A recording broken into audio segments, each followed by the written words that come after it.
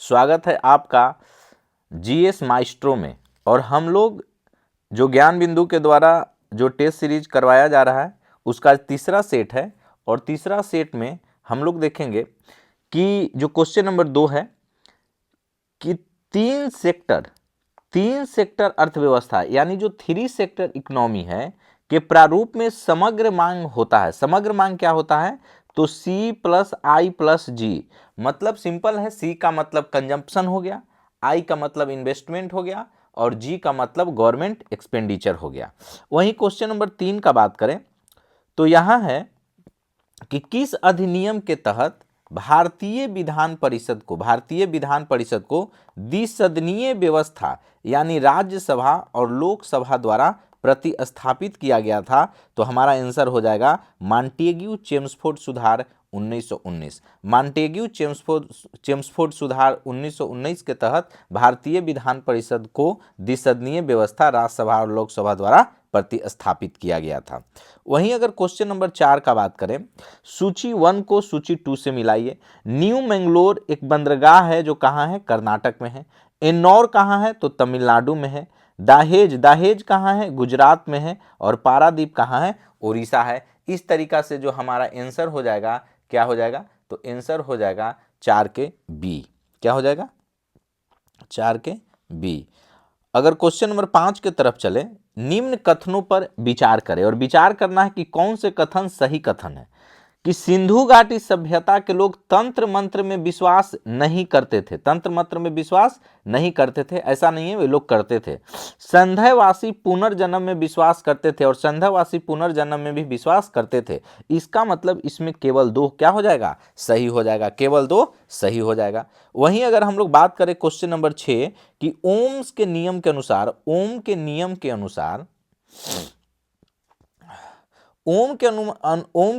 अनुसार नियत ताप पर जो वोल्टेज होता है डायरेक्टली प्रोपोर्शनल टू करंट होता है। V is directly proportional to I। तो इस तरीका से A याद रखिए। वहीं अगर हम लोग सूची 1 और सूची 2 को मिलाएं, क्वेश्चन नंबर 7 में है सूची 1 को सूची 2 से मिला। एक तरफ विटामिन है और दूसरी तरफ क्या है? डिजीज है। एक तरफ विटामिन है और दूसरी तरफ डिजीज है। तो विटामिन ए की कमी से कौन सा रोग होता है? तो नाइट ब्लाइंडनेस, रतौंधी, नाइट ब्लाइंडनेस होता है। वहीं विटामिन बी1 का बात करें तो विटामिन बी1 की वजह से क्या होता है? तो याद रखिएगा बेरी होता है। वहीं विटामिन सी से क्या होता है? इसकी कमी से अस्कर्बी होता है। और विटामिन डी से रिकेटस होता है। क्या होता है? रिकेटस होता है। तो इस तरीका से हमारा आंसर इसका क्या हो जाएगा? 7 का ए। वहीं क्वेश्चन नंबर 8 का बात करें कि हाल ही में एआई संचालित फायरसैट उपग्रह लॉन्च करने वाला कंपनी कौन है? तो याद रखिएगा यह जो कंपनी है गूगल है। तो गूगल फायरसैट उपग्रह कौन लॉन्च किया है? तो गूगल लॉन्च किया है। इस बात को ध्यान रखिएगा। वहीं अगर हम लोग क्वेश्चन नंबर 9 के तरफ चले कि हाल ही में सूक्ष्म, लघु एवं मध्यम उद्यम के वर्गीकरण में संशोधन के बाद लघु उद्यम की निवेश की राशि 10 करोड़ से बढ़ाकर कितना कर दिया गया है? तो 10 करोड़ से बढ़ा करके 25 करोड़ कर दिया गया है। ध्यान रखिएगा 10 करोड़ से बढ़ा करके लघु उद्यम का निवेश कितना कर दिया गया है? 25 करोड़ कर दिया गया है। इस बात को ध्यान रखिएगा। मुगल काल में शासन तंत्र के सुसंचालन के लिए अकबर द्वारा 4 मंत्री पद सृजित किए गए थे। मंत्री एवं उनके विभागों को सही सुमेलित करना है। देखिए एक तरफ मंत्री है और एक तरफ उसके विभाग है। जैसे अगर हम लोग बात करेंगे कि जो वकील है, वकील एक मंत्री है, तो वकील का काम क्या होता था? तो वकील का काम होता था कि सर्वोच्च प्रशासनिक अधिकारी। वकील क्या होता था? तो वकील होता था सर्वोच्च प्रशासनिक अधिकारी होता था। वहीं अगर वजीर का बात करें तो वजीर का अगर बात करें तो यह हो जाएगा राजस्व एवं वित्त विभाग का प्रमुख। वजीर कौन हो जाएगा? तो वजीर हो जाएगा राजस्व एवं वित्त विभाग का प्रमुख हो जाएगा। इस बात को ध्यान रखिएगा।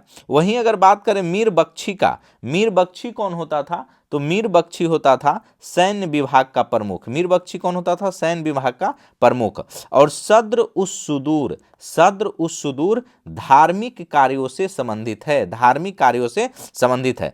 तो वकील का काम क्या है, सर्वोच्च प्रशासनिक अधिकारी। वजीर कौन हो रहा है, अकबर के समय राजस्व एवं वित्त विभाग का प्रमुख। मीर बख्शी कौन है, तो सैन्य विभाग का सेनापति। और सद्र उस सुदूर है धार्मिक कार्यों से संबंध रखने वाला। तो इस तरीका से याद रखिएगा कि 10 का आंसर क्या हो जाएगा, हमारा ए हो जाएगा। वहीं अगर बात करें क्वेश्चन नंबर 11 का, तो अगर क्वेश्चन नंबर 11 देखें तो यहाँ पे एक इंग्लिश का सवाल है, तो देखते हैं कि क्या है। सिलेक्ट द करेक्ट इनडायरेक्ट और direct form of the given sentence, given sentence. तो अगर हम लोग गिवन सेंटेंस में देखें कि my sister requested me to bring her a watch, my sister requested me to bring her a watch, तो इस तरीका से इसका जवाब क्या हो जाएगा, तो याद रखिएगा please bring me a watch said my sister. तो ऑप्शन बी को क्या करना है, ध्यान रखना है। डायरेक्ट और इनडायरेक्ट स्पीच में ध्यान रखिएगा, डायरेक्ट नाउ देन में चेंज हो जाता है, प्लीज रिक्वेस्टेड में चेंज हो जाता है इनडायरेक्ट में, और टुडे दैट डे में चेंज हो जाता है। तो ये सारा चीज ध्यान रखिए। निम्नलिखित में से कौन सही सुमेलित है, सही सुमेलित बताना है। एक तरफ प्रसिद्ध कलाकार हैं और दूसरी तरफ उससे संबंधित नृत्य है, कि कौन से कलाकार कौन सा नृत्य करते हैं, और इसमें सही सुमेलित कौन है। तो देखिए यामिनी कृष्णमूर्ति, यामिनी कृष्णमूर्ति कथकली से संबंधित है, जी नहीं। अपर्णा सतीशन ओडिसी से संबंधित है, ओडिसी से संबंधित है, जी नहीं। केलुचरण महापात्रा कुचिपुड़ी से संबंधित है, जी नहीं। माधुरी अम्मा मोहिनी अट्टम से संबंधित हैं। तो यहां सही सुमेलित पूछा है, तो ऑप्शन डी याद रखिए कि जो माधुरी अम्मा है मोहिनी अट्टम से संबंधित है, मोहिनी अट्टम से संबंधित है, इस बात को याद रखिएगा। और भारत में कुल 8 जो शास्त्रीय नृत्य है, क्लासिकल डांस भारत में कितने हैं, तो 8 हैं। भारत में क्लासिकल डांस कितने हैं, 8 हैं। तो माधुरी अम्मा का नाम याद रखिए कि माधुरी अम्मा मोहिनी अट्टम से संबंधित है, मोहिनी अट्टम से संबंधित है। और भारतीय शास्त्रीय नृत्य के विविध जो पहलू का जानकारी हमको मिलता है वो भरत मुनि का एक बुक है, भरत मुनि का नाट्य शास्त्र। नाट्य शास्त्र एक बुक है किसका, तो नाट्य शास्त्र बुक है भरत मुनि का, ध्यान रखिएगा।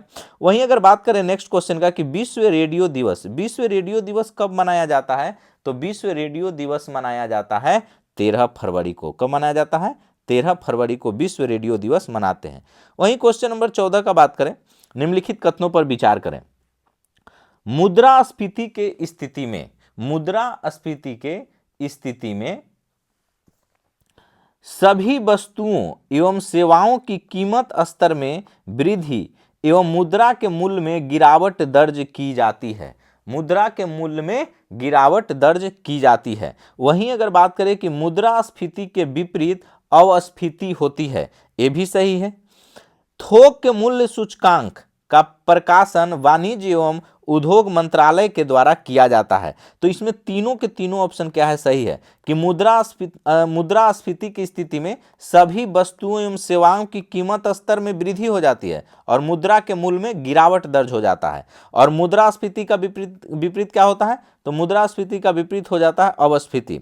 और थोक मूल्य सूचकांक का प्रकाशन कौन करता है, वाणिज्य एवं उद्योग मंत्रालय के द्वारा किया जाता है। तो इसका आंसर हो जाएगा उपयुक्त सभी।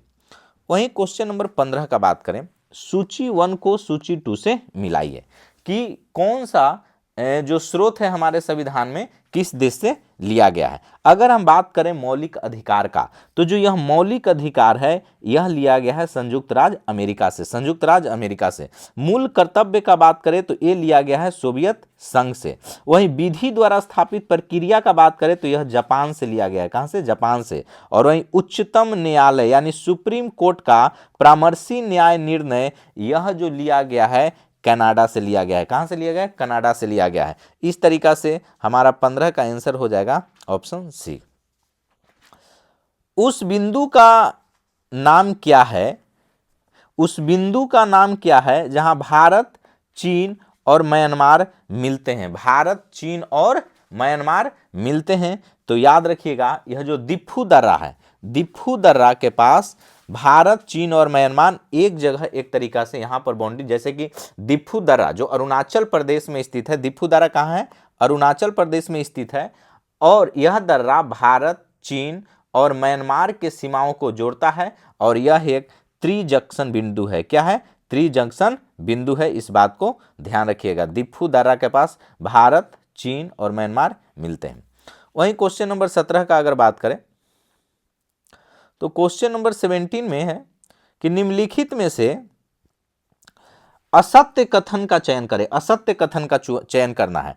कार्ल मार्क्स का जन्म ट्रियर नगर में हुआ था। कार्ल मार्क्स का जन्म कहां हुआ था, तो कार्ल मार्क्स का जन्म त्रियर नगर में हुआ था। यह जो बात है क्या है, सही है, हुआ था।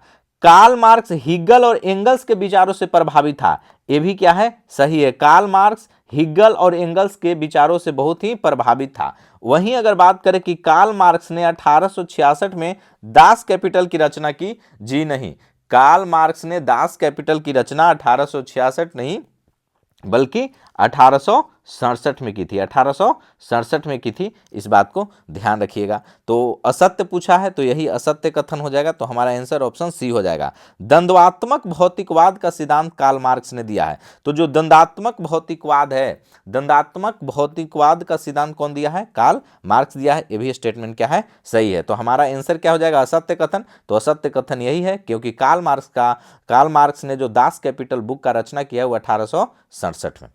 क्वेश्चन नंबर 18 देखते हैं। सूची 1 को सूची 2 से मिलाइए।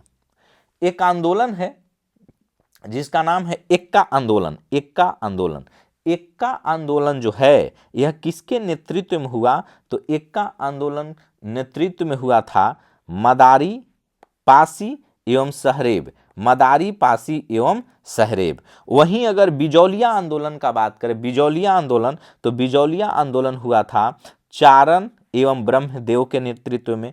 वहीं बारदोली सत्याग्रह का बात करें, बारदोली सत्याग्रह, तो बारदोली सत्याग्रह तो आप लोग जान ही रहे हैं कि सरदार पटेल के लीडरशिप में हुआ था। वहीं तेभग्गा आंदोलन, जो तेभग्गा आंदोलन है वह कंपाराम सिंह है, कंपाराम सिंह है। तो इस तरीका से 18 का जो हमारा आंसर हो जाएगा ऑप्शन ए हो जाएगा। वहीं अगर क्वेश्चन नंबर 19 का बात करें कि सामान्य वायुमंडलीय दाब पर जल का क्वथनांक होता है, तो सामान्य वायुमंडलीय दाब पर जल का जो क्वथनांक होता है वह कितना होता है, तो यह बहुत ही एक तरीका से इजी क्वेश्चन है कि क्वथनांक कितना होता है, 100 डिग्री सेल्सियस। बॉइलिंग पॉइंट कितना है वायुमंडलीय दाब पर, तो 100 डिग्री सेल्सियस। इस चीज से ध्यान रखिएगा। वहीं प्रतिचुंबकीय पदार्थ की चुंबकीय प्रकृति कैसी होती है, जो प्रतिचुंबकीय पदार्थ है यानी डाई मैग्नेटिक मटेरियल, अगर डाई मैग्नेटिक मटेरियल का बात करें कि जो इसका मैग्नेटिक नेचर है वह कैसा होता है, तो याद रखिएगा इसका जो मैग्नेटिक नेचर होता है डाई मैग्नेटिक मटेरियल का, वह होता है ऋणात्मक, निगेटिव। क्या होता है, ऋणात्मक होता है, ध्यान रखिएगा। क्वेश्चन नंबर 21 का बात करें। क्वेश्चन नंबर 21 का कि हाल ही में आईफा अवार्ड 2025 में सर्वश्रेष्ठ अभिनेत्री का अवार्ड किसे मिला है, तो आईफा अवार्ड 2025 में जो सर्वश्रेष्ठ अभिनेत्री का अवार्ड मिला है, यह मिला है नीतांशी गोयल को। किसको मिला है, नीतांशी गोयल को। तो नीतांशी गोयल का नाम याद रखिएगा कि यह इनको आईफा अवार्ड में सर्वश्रेष्ठ अभिनेत्री का अवार्ड मिला है। यह जो लापताज लेडीज में जो एक्ट्रेस हैं उन्हीं का नाम क्या है, नीतांशी गोयल। हाल ही में सेबी के नवनियुक्त अध्यक्ष कौन है, तो सेबी के जो नवनियुक्त अध्यक्ष हैं वह कौन है, तुहिन कांत पांडे। तो सेबी के नवनियुक्त अध्यक्ष कौन बने हैं, तुहिन कांत पांडे बने हैं। सालों बाद उसका प्रवासी पति लौटा है, सालों बाद उसका प्रवासी पति लौटा है, इस वाक्य में कौन सा शब्द विशेषण है, कौन सा शब्द विशेषण है, तो याद रखिएगा कि सालों बाद उसका प्रवासी पति वापस लौटा है। तो यह जो प्रवासी शब्द है यही इसमें क्या है, यही इसमें विशेषण है, याद रखिएगा। वहीं अगर हम बात करें क्वेश्चन नंबर 24 का कि भारत के वरीयता क्रम में, हायरकी का बात कर रहा है कि भारत के वरीयता क्रम में निम्नलिखित में से कौन भारत के मुख्य न्यायाधीश के समान वरीयता क्रम पे है, कि जो भारत के मुख्य न्यायाधीश हैं, चीफ जस्टिस हैं, उनके समान वरीयता क्रम में है। तो इसका ध्यान रखिएगा कि जो लोकसभा के अध्यक्ष होते हैं, जो लोकसभा के अध्यक्ष होते हैं, वो भारत के मुख्य न्यायाधीश का क्रम क्या है, दोनों का समान है वरीयता क्रम में। मुख्य न्यायाधीश का भारत का और लोकसभा अध्यक्ष का, दोनों का क्या है, वरीयता समान है, याद रखिएगा। ऑप्शन बी आंसर हो जाएगा। डल झील, डल झील कहाँ स्थित है, तो डल झील बहुत ही इजी सवाल है, डल झील श्रीनगर में है। डल झील कहाँ है, तो डल झील श्रीनगर में स्थित है, ध्यान रखिएगा। वहीं अगर देखें हम एली, एली किस खेल से संबंधित परिसर का नाम है। एली जो है, एली, एली किस खेल से संबंधित नाम है, तो याद रखिएगा एलिंग जो है बाउलिंग खेल, एक खेल होता है बाउलिंग।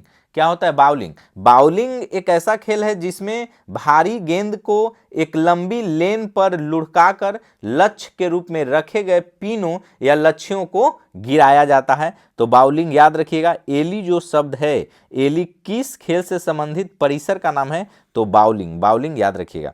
वहीं क्वेश्चन नंबर 27 देखें, 27 नंबर में अगर देखें हम लोग, क्वेश्चन नंबर 27, भारतीय इतिहास के संबंध में निम्नलिखित युग्मों पर विचार कीजिए।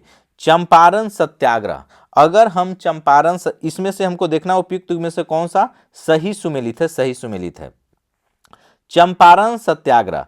तो चंपारण सत्याग्रह जो हमारा हो जाएगा, यह क्या हो जाएगा कि इसमें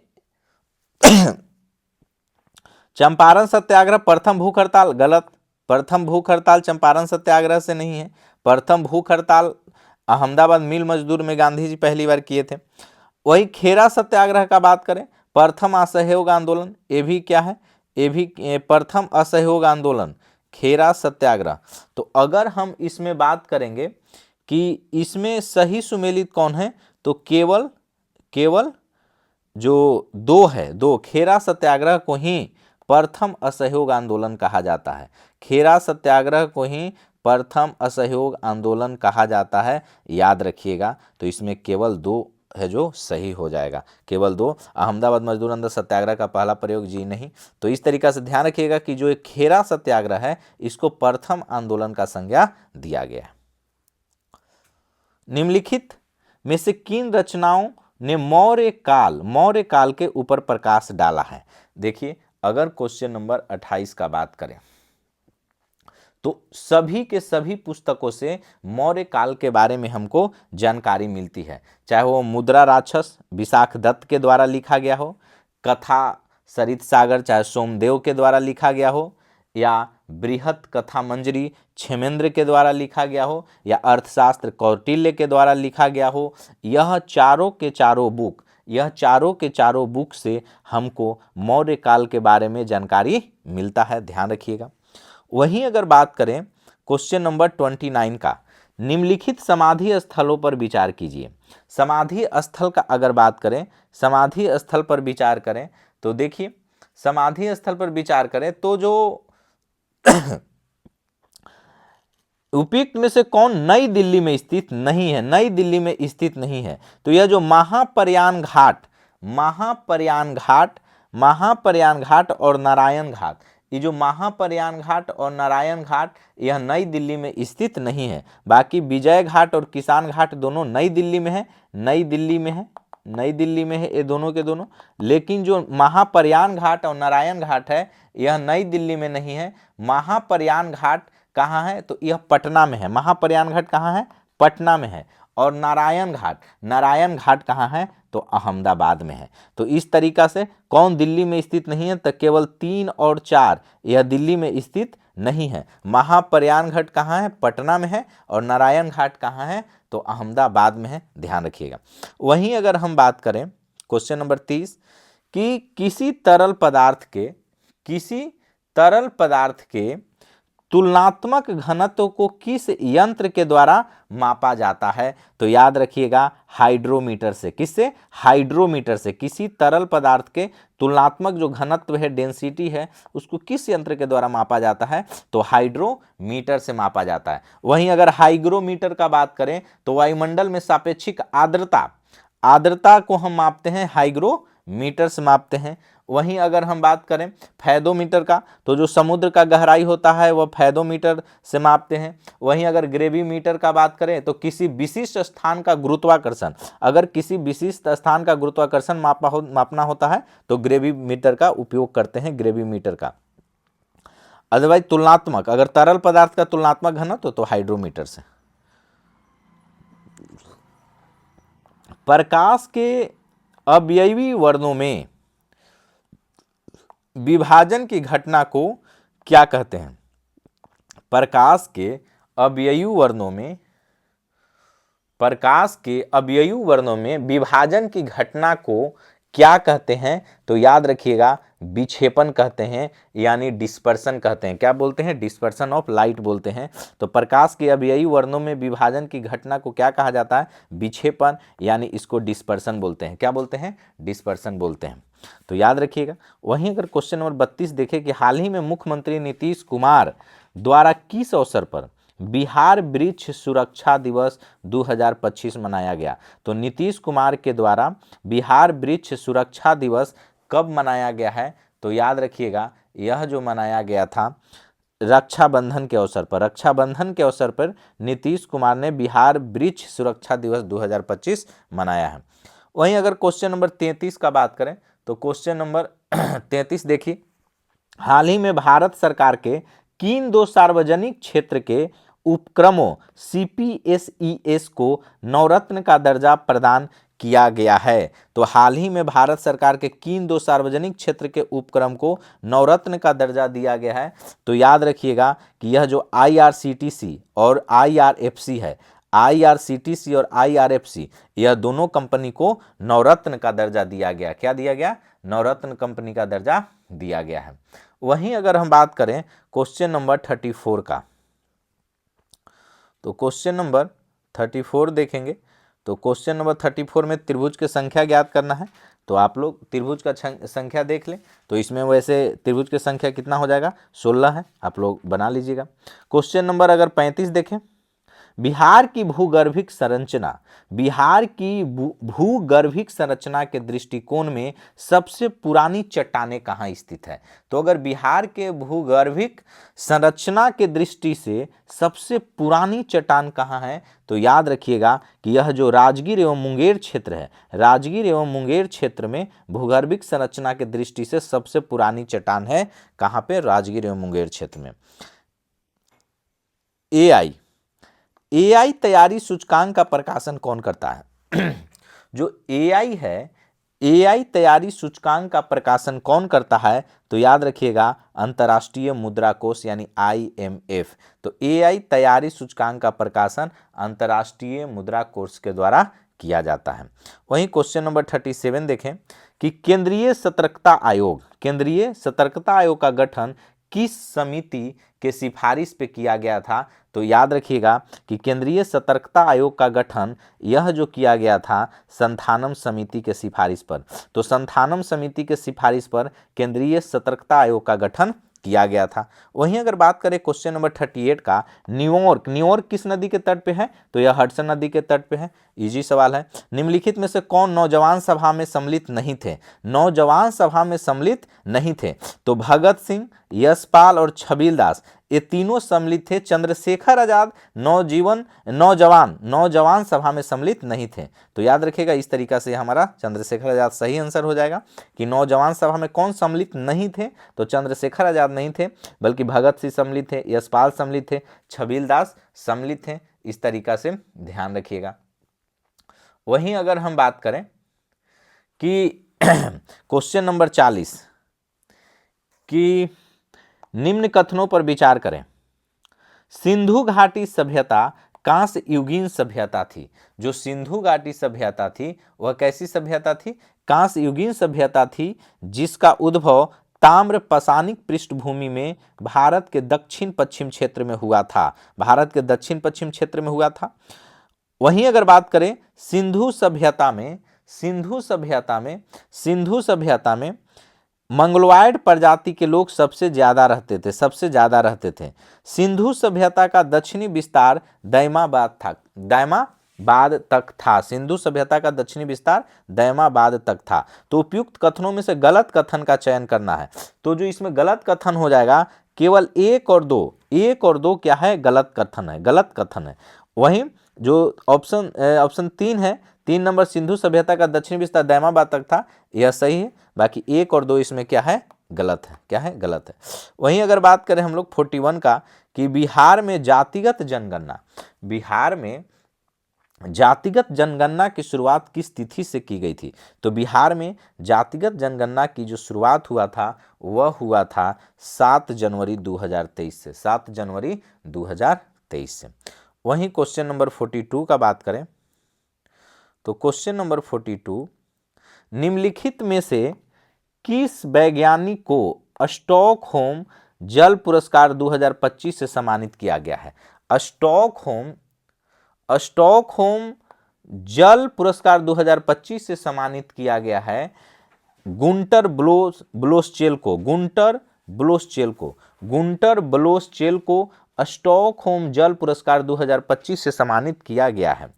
क्वेश्चन नंबर अगर 43 देखें, 43 में है कि एक अधातु यानी नॉन मेटल जो कमरे के तापमान पर द्रव के रूप में मिलती है वह कौन है? तो याद रखिएगा, बेरिलियम का नाम याद रखिएगा कि अधातु जो कमरे के तापमान पे द्रव अवस्था पे रहता है। तो यह जो ब्रोमीन है, क्या है, ब्रोमीन एकमात्र धातु है जो कमरे के ताप पर द्रव अवस्था में होता है। ब्रोमीन जो है, यह ब्रोमीन एकमात्र नॉन मेटल है जो कमरे के तापमान पर द्रव के रूप में रहता है।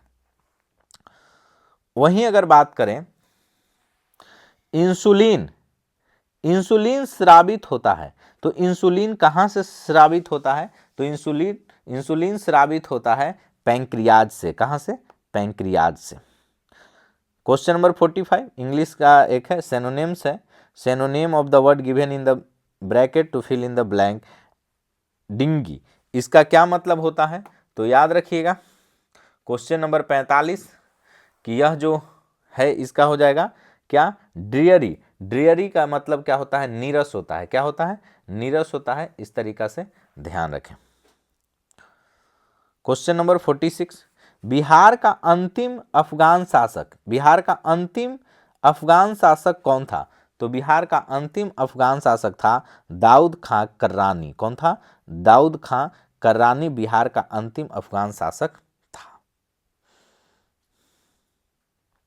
निम्नलिखित में से कौन सा देश सार्क का सदस्य देश नहीं है? सार्क का सदस्य देश नहीं है। तो अगर सार्क का सदस्य देश का बात करें तो तिब्बत जो है, तिब्बत यह सार्क का सदस्य देश नहीं है। तिब्बत सार्क का सदस्य देश नहीं है। याद रखिएगा सार्क का स्थापना कब हुआ था? 1985 में, 1985 में हुआ था। और सार्क का सचिवालय काठमांडू में है। सार्क का सचिवालय कहाँ है?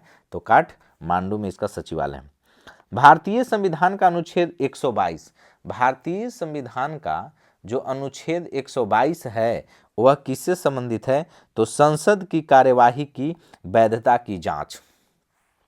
संसद की कार्यवाही की वैधता की जांच कौन करता है? अनुच्छेद 122 इसी संबंधित है। अनुच्छेद 122 संसद की कार्यवाही की वैधता की जांच करता है।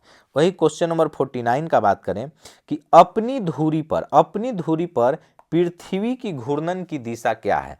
अगर अपनी धुरी पर पृथ्वी की घूर्णन की दिशा का बात करें तो यह पश्चिम से पूर्व है, वेस्ट टू ईस्ट है, वेस्ट टू ईस्ट है, पश्चिम से पूर्व है अपनी घूर्णन की दिशा अपनी धुरी पर एक्सिस पे।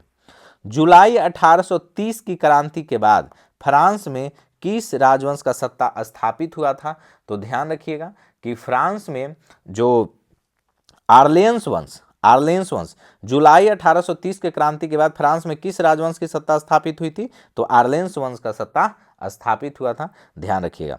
वहीं क्वेश्चन नंबर 51 देखिए, एक तरफ लेखक है और दूसरी तरफ पुस्तक। अगर हम बात करें कि जो अबुल फजल है तो अबुल फजल याद रखिएगा अकबरनामा को किसने लिखा है? अबुल फजल ने लिखा है। वहीं अगर पातशाहनामा के बात करें तो यह जो बुक लिखा गया है पातशाहनामा, यह किसके द्वारा लिखा गया है? तो यह जो लिखा गया है यह लिखा गया है इनायत खान के द्वारा। इनायत खान के द्वारा। याद रखिएगा कि इनायत खान के द्वारा जो बुक लिखा गया है, जो बुक लिखा गया है, नहीं, जो अब्दुल हामिद लाहौरी है, अब्दुल हामिद लाहौरी, अब्दुल हामिद लाहौरी के द्वारा बुक लिखा गया है पादशाह नामा। तो याद रखिएगा जो अब्दुल हामिद लाहौरी, अब्दुल हामिद लाहौरी जो है पादशाह नामा लिखा है, और अबुल फजल अकबरनामा लिखा है, इनायत खान लिखा है शाहजहांनामा, शाहजहांनामा, शाहजहांनामा इनायत खान के द्वारा लिखा गया है, और महाभारत का फारसी में अनुवाद अबुल फैजी के द्वारा किया गया है। तो अबुल फजल अकबरनामा, अबुल फजल ने कौन सा बुक लिखा? अकबरनामा। इनायत खान ने कौन सा बुक लिखा? शाहजहांनामा। अब्दुल हामिद लाहौरी ने कौन बुक लिखा? तो यह लिखा पादशाह नामा। और अबुल फैजी ने कौन सा बुक लिखा?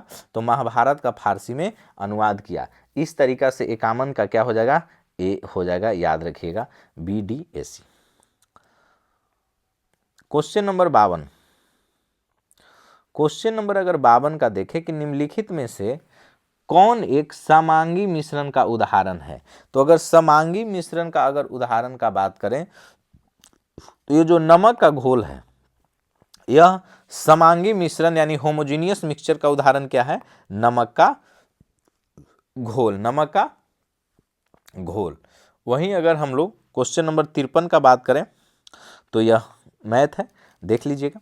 क्वेश्चन नंबर 54 का बात करें, किसी तत्व के सबसे बाहरी कोष में, किसी तत्व के सबसे बाहरी कोष में मौजूद इलेक्ट्रॉनों को क्या कहा जाता है? किसी तत्व के सबसे बाहरी कोषों में मौजूद इलेक्ट्रॉनों को क्या कहा जाता है? तो बाहरी कोष में मौजूद इलेक्ट्रॉनों को कहा जाता है संयोजी इलेक्ट्रॉन। क्या कहा जाता है? संयोजी इलेक्ट्रॉन कहा जाता है, ध्यान रखिएगा। वहीं अगर बात करें क्वेश्चन नंबर पर, हाल ही में किसने पूर्ण स्वचालित व्हाट्सएप, हाल ही में किसने पूर्ण स्वचालित व्हाट्सएप ऋण वितरण सेवा, fully automated WhatsApp loan distribution service शुरू की है? तो याद रखिएगा यह जो कंपनी है वह कौन है? रूपी 112, रूपी 112। याद रखिएगा, हाल ही में किसने पूर्ण स्वचालित व्हाट्सएप ऋण वितरण सेवा fully automated WhatsApp loan distribution service शुरू किया है? तो रूपी 112, याद रखिएगा, ऑप्शन बी। क्वेश्चन नंबर 56, निम्नलिखित में से किन दो भारतीय दूरसंचार कंपनियों ने स्पेस एक्स के साथ साझेदारी करके स्टारलिंक सेवा को भारत में लाने का समझौता किया है? तो स्टारलिंक सेवा को भारत में लाने का समझौता कौन सा कंपनी किया है? तो याद रखिएगा वह जो कंपनी है वह कंपनी है एयरटेल और जियो, एयरटेल और जियो। तो एयरटेल और जियो ने मिल करके स्पेस एक्स के साथ साझेदारी करके स्टारलिंक सेवा को भारत में लाने का समझौता किया है एयरटेल और जियो ने। 57 नंबर जो क्वेश्चन है देख लीजिए, रीजनिंग है तो बनाइएगा। क्वेश्चन नंबर 58 का देखें, शीशम, सागवान व महुआ किस प्रकार के वन के उदाहरण हैं? तो जो आपका शीशम हो गया, शीशम हो गया, सागवान हो गया और महुआ हो गया, यह जो वन है उष्णकटिबंधीय पर्णपाती वन, उष्णकटिबंधीय पर्णपाती वन का उदाहरण है शीशम, सागवान और महुआ। वहीं अगर क्वेश्चन नंबर 59 देखें कि भारत के संविधान के 9वें भाग के अधीन पंचायती राज व्यवस्था किन राज्यों पर लागू नहीं होती है? नहीं होती है। तो याद रखिएगा कि यह जो नागालैंड, मेघालय तथा मिजोरम, नागालैंड, मेघालय तथा मिजोरम, यहाँ इन तीनों राज्यों पर पंचायती राज व्यवस्था लागू नहीं होता है। नागालैंड, मेघालय और मिजोरम पर पंचायती राज व्यवस्था का नियम लागू नहीं होता। वहीं क्वेश्चन नंबर 60 का बात करें, निम्नलिखित में से किस स्थान पर टीपू सुल्तान ने स्वतंत्रता का वृक्ष लगाया था? तो श्रीरंगपट्टनम में। कहाँ लगाया था? श्रीरंगपट्टनम में, याद रखिएगा। वहीं अगर हम लोग बात करें क्वेश्चन नंबर 61 का, निम्नलिखित में से किस अधिनियम के अंतर्गत भारतीय विधान परिषद के सदस्यों को बजट पर बहस करने की शक्ति दी गई? बजट पर बहस करने की शक्ति, तो बजट पर बहस करने का जो शक्ति दिया गया था वह दिया गया था आपको भारतीय परिषद अधिनियम 1892 1892। तो याद रखिएगा कि किस अधिनियम के अंतर्गत भारतीय विधान परिषद के सदस्यों को, भारतीय विधान परिषद के सदस्यों को बजट पर बहस करने का शक्ति दिया गया? भारतीय परिषद अधिनियम 1892। ध्वनि की तीव्रता किस पर निर्भर नहीं करती है? ध्वनि का जो तीव्रता है वह किस पर निर्भर नहीं करता है? तो याद रखिएगा कि जो ध्वनि का तीव्रता है, ध्वनि का तीव्रता तरंग की आवृत्ति, फ्रीक्वेंसी, तरंग की आवृत्ति तरंग की आवृत्ति फ्रीक्वेंसी पर निर्भर नहीं करती है, इस बात को ध्यान रखिएगा। तो ध्वनि का जो तीव्रता है तरंग की आवृत्ति पर निर्भर नहीं करता है, इस बात को ध्यान रखें। किसी अक्ष के परितः घूमते पिंड का जड़त्व आघूर्ण निम्नलिखित में से किस कारक पर निर्भर नहीं करता है? तो याद रखिएगा कि जो कोणीय वेग है, कोणीय वेग है, यह किसी अक्ष के परितः घूमते पिंड का जड़त्व आघूर्ण कोणीय वेग पर निर्भर नहीं करता है, इस बात को ध्यान रखिएगा, कोणीय वेग पर निर्भर नहीं करता। क्वेश्चन नंबर 64, निम्नलिखित में से शुद्ध वाक्य को चुनिए। तो शुद्ध वाक्य को चुनिए। राम ने रोटी खाई है, ध्यान रखिएगा। क्वेश्चन नंबर 65 का बात करें, शेर शाह द्वारा जारी सिक्कों के कौन से युग में सही सुमेलित हैं? तो याद रखिएगा कि इसमें कोई भी युग में सही सुमेलित नहीं है। शेर शाह द्वारा जारी सिक्कों के कौन से युग में सही सुमेलित है? तो इनमें से कोई नहीं, सारा के सारा क्या है? गलत है। ध्यान रखिए कि शेर शाह ने मिश्री धातु की मुद्राएं बंद कर दी थी और शुद्ध सोना, चांदी और तांबे की मुद्राओं का प्रचलन किया था, इस बात को ध्यान रखें। तो इसमें कोई भी सही नहीं। निम्नलिखित में से किसे हाल ही में भारत का 58वां बाघ अभयारण्य घोषित किया गया है? तो 58 नंबर का जो बाघ अभयारण्य घोषित किया गया है वह किसको किया गया है? तो माधव राष्ट्रीय उद्यान को, जो कि कहाँ है? मध्य प्रदेश में है। तो यह 58वां बाघ अभयारण्य घोषित किया गया है। क्वेश्चन नंबर 67, हाल ही में कार्बन बाजारों का पहला अंतर्राष्ट्रीय सम्मेलन प्रकृति 2025 का आयोजन कहाँ किया गया है? तो ध्यान रखिएगा, यह किया गया है नई दिल्ली में। कहाँ किया गया है? नई दिल्ली में। तो हाल ही में कार्बन बाजारों का पहला अंतर्राष्ट्रीय सम्मेलन प्रकृति 2025 का आयोजन कहाँ किया गया है? नई दिल्ली में किया गया है। 68 देखिए, निम्नलिखित में से कौन सी आर्थिक क्रिया प्राथमिक क्षेत्र का हिस्सा नहीं है? प्राथमिक क्षेत्र का हिस्सा नहीं है।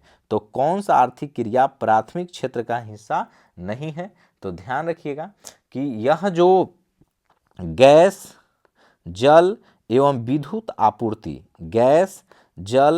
विद्युत आपूर्ति प्राथमिक क्षेत्र का हिस्सा नहीं है, जबकि वानिकी, कृषि संबंधी क्षेत्र और मत्स्य पालन, ये तीनों के तीनों प्राथमिक क्षेत्र का हिस्सा है, लेकिन गैस, जल एवं विद्युत आपूर्ति यह प्राथमिक क्षेत्र का हिस्सा नहीं है। क्वेश्चन नंबर 69 का बात करें कि निम्नलिखित में से कौन सी निकाय संवैधानिक नहीं है?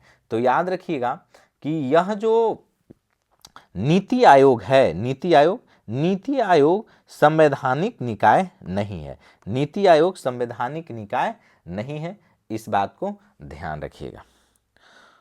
क्वेश्चन नंबर 70 देखें, भारत के राष्ट्रपति के संदर्भ में निम्नलिखित में से कौन सा कथन असत्य है? कौन सा कथन असत्य है? तो भारत के राष्ट्रपति के संदर्भ में कौन सा कथन असत्य है? तो अगर इसको हम लोग देखेंगे कि राष्ट्रपति अपना त्यागपत्र लोकसभा अध्यक्ष को देता है, यही स्टेटमेंट क्या है? गलत है। राष्ट्रपति अपना त्यागपत्र लोकसभा अध्यक्ष को नहीं देता है, जबकि किसको देता है? उपराष्ट्रपति को देता है। राष्ट्रपति का कार्यकाल पद धारण से 5 वर्ष तक होता है। राष्ट्रपति सही है, राष्ट्रपति को वीटो शक्तियां प्राप्त है, सही है। अध्यादेश जारी करने की शक्ति उसकी कार्य स्वतंत्रता का अंग नहीं है, इस बात को ध्यान रखिएगा। तो इस तरीका से हम लोग 70 का देखेंगे। तो 70 में जो ए है, यही राष्ट्रपति अपना त्यागपत्र लोकसभा के अध्यक्ष को नहीं देता है, यह है लोकसभा अध्यक्ष को देता है, यह क्या है, गलत है, यह गलत है, उपराष्ट्रपति को देता है। 71 नंबर अगर हम लोग देखें,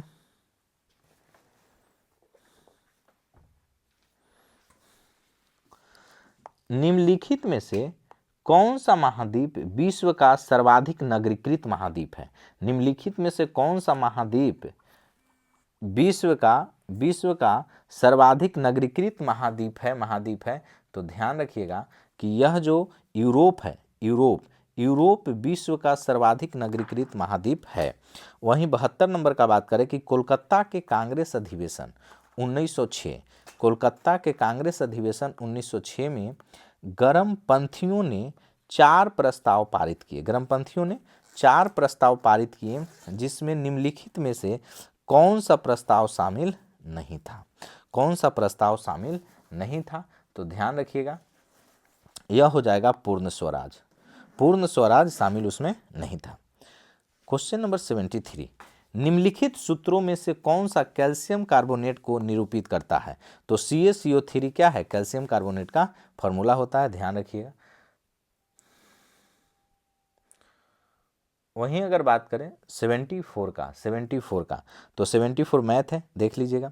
75 केंद्रीय कोयला और खनन मंत्री जी किशन रेड्डी, तो केंद्रीय कोयला और खनन मंत्री कौन है? जी किशन रेड्डी ने किस राज्य में नामचिक नामफुक नामक पहली वाणिज्यिक कोयला खदान का शुभारंभ किया है? तो यह कौन हो जाएगा? यह हो जाएगा अरुणाचल प्रदेश। वंशागति के क्रमोसंवाद का सिद्धांत प्रस्तुत किया था, तो वंशागति के क्रमोसंवाद का जो सिद्धांत प्रस्तुत किया था वह कौन था? तो याद रखिएगा सटन एवं बोवेरी ने, सटन एवं बोवेरी ने, इस बात को ध्यान रखिएगा। तो वंशगति के क्रोमोसोमवाद का सिद्धांत, वंशगति के क्रोमोसोमवाद का सिद्धांत सटन एवं बोवेरी ने पेश किया था। हाल ही में किस स्थान पर स्वतंत्रता सेनानी पोट्टी श्रीरामुलु की 58 फीट ऊंची प्रतिमा स्थापित करने की घोषणा की गई है? तो याद रखिएगा, यह हो जाएगा अमरावती में। कहाँ पे? अमरावती में। तो याद रखिएगा इस बात को। वहीं अगर 78 चिनाब और झेलम नदियों के बीच स्थित दोआब को क्या कहा जाता है? तो चिनाब एवं झेलम नदियों के बीच के दोआब को क्या कहा जाता है? तो यह कहा जाता है क्या? तो चाज दोआब कहा जाता है। क्या कहा जाता है? चाज दोआब कहा जाता है। लोकसभा में विपक्ष के नेता की दर्जा प्राप्त करने के लिए आवश्यक अर्हता क्या है? तो लोकसभा में विपक्ष का दर्जा प्राप्त करने के लिए जो आवश्यक अर्हता है वह है कि सदन के कुल सदस्य संख्या के 1/10वें भाग का समर्थन होना चाहिए, 1/10वें भाग का समर्थन होना चाहिए। वहीं 80 नंबर देखें कि वर्ष 1934 में किस स्थान पर जयप्रकाश नारायण ने ऑल इंडिया कांग्रेस सोशलिस्ट सम्मेलन का आयोजन किया? ऑल इंडिया कांग्रेस सोशलिस्ट सम्मेलन का आयोजन किया था। तो याद रखिएगा कि ऑल इंडिया कांग्रेस का कब कहाँ किए थे? पटना में किए थे 1934 में। वहीं 81 का बात करें कि गंदे सार्वजनिक मूत्रालय में निम्न में से कौन सी गैस निकलती है? गंदे सार्वजनिक मूत्रालय में से निम्न में से कौन सी गैस निकलती है? तो याद रखिएगा यह अमोनिया गैस। कौन सा? अमोनिया, याद रखिएगा। दूध के फटने पर कौन सा एसिड उत्पन्न होता है? तो दूध के फटने पर कौन सा एसिड हो जाएगा? तो याद रखिएगा कि दूध के फटने पर क्या हो जाता है? तो दूध के फटने पर हो जाएगा लैक्टिक है। दूध के फटने का कौन सा एसिड उत्पन्न होता है? तो याद रखिएगा लैक्टिक एसिड। कौन सा एसिड? लैक्टिक एसिड उत्पन्न होता है, ध्यान रखें। वहीं अगर हम लोग ब्यूट्रिक एसिड का बात करें तो ब्यूट्रिक एसिड डेयरी उत्पादन में यूज होता है, इस बात को ध्यान रखिए। टार्टेरिक एसिड का अगर बात करें तो इमली हो गया, कच्चा आम हो गया, अंगूर हो गया, ये सब टार्टेरिक एसिड हो गया। एसिटिक एसिड का अगर बात करें तो सिरका वगैरह में कौन सा एसिड होता है, एसिटिक हो जाता है। तो दूध के फटने से कौन सा एसिड उत्पन्न होता है, लैक्टिक एसिड। हाल ही में चर्चा में रहा चागोस द्वीप समूह। तो जो चागोस द्वीप समूह है, जो चागोस द्वीप समूह है, कितने द्वीप शामिल है? तो चागोस द्वीप समूह में कितने द्वीप शामिल हैं? तो याद रखिएगा कि इसमें 58 द्वीप। तो चागोस द्वीप समूह में कितने द्वीप शामिल हैं? तो 58 द्वीप इसमें क्या है, शामिल है चागोस द्वीप समूह में। विश्व खुशहाली रिपोर्ट 2025 में भारत का स्थान क्या है? तो विश्व खुशहाली रिपोर्ट 2025 में जो भारत का रिपोर्ट है वह कितना है, 118वां है। कितना है, 118 नंबर पे भारत का रिपोर्ट है।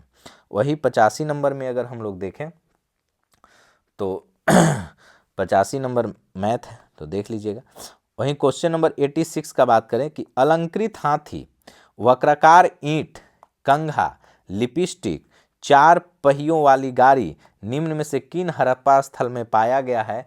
तो याद रखिएगा यह जगह चनहुद्रो है। कौन है, चनहुद्रो। यानी चनहुद्रो से अलंकृत हाथी, वक्राकार ईंट, कंघा, लिपस्टिक और 4 पहियों वाली गाड़ी हड़प्पा के किस स्थान से मिला है? तो चनहुद्रो से मिला है। कहाँ से मिला है, चनहुद्रो से।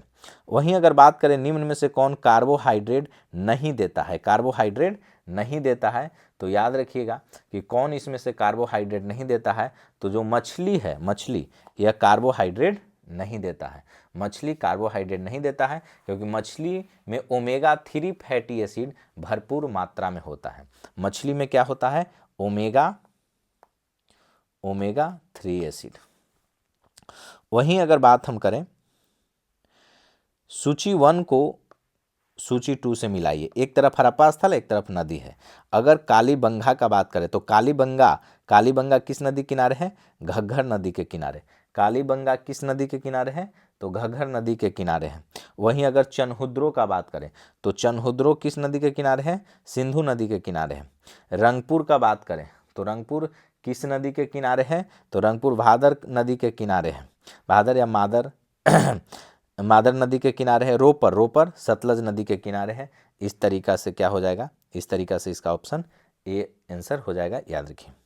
क्वेश्चन नंबर 89, सूची 1 को सूची 2 से मिलाइए। प्रमुख निकाय है और स्थापना वर्ष है।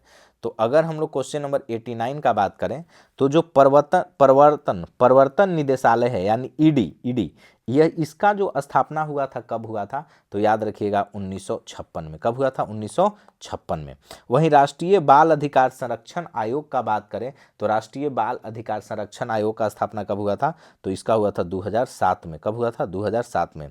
राष्ट्रीय मानवाधिकार आयोग का बात करें तो राष्ट्रीय मानवाधिकार 1993 में। और भारतीय प्रतिस्पर्धा आयोग का बात करें तो 2003 में हुआ था। इस तरीका से इसका क्या हो जाएगा, 89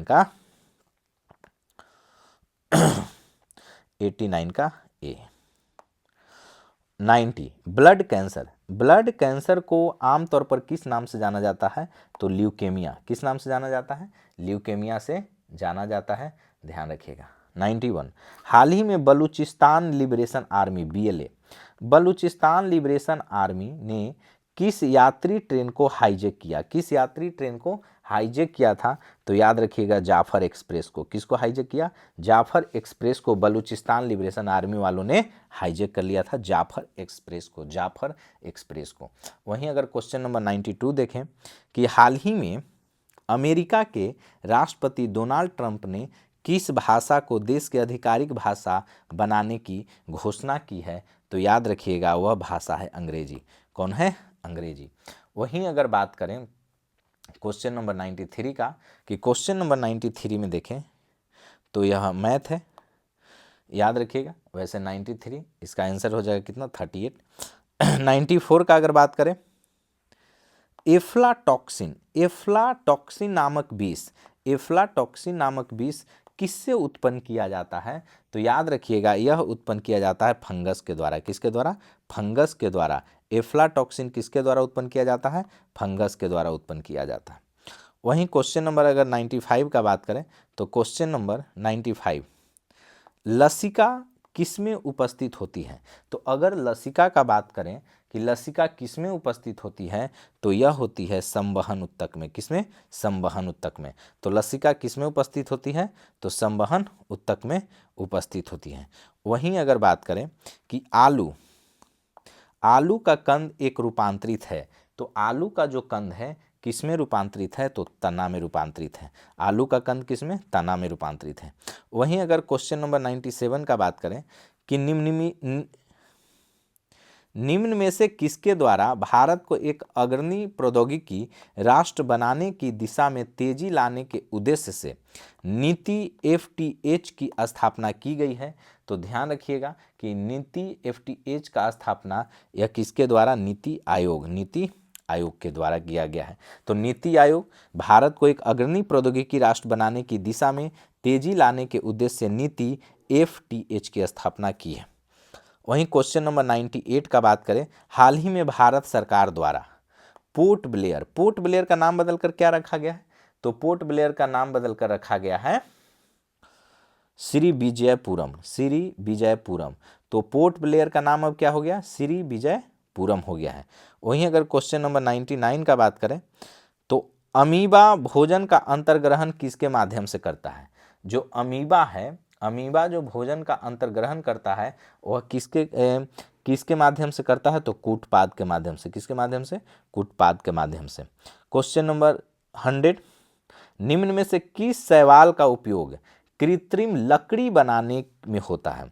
किस शैवाल का उपयोग कृत्रिम लकड़ी बनाने में होता है?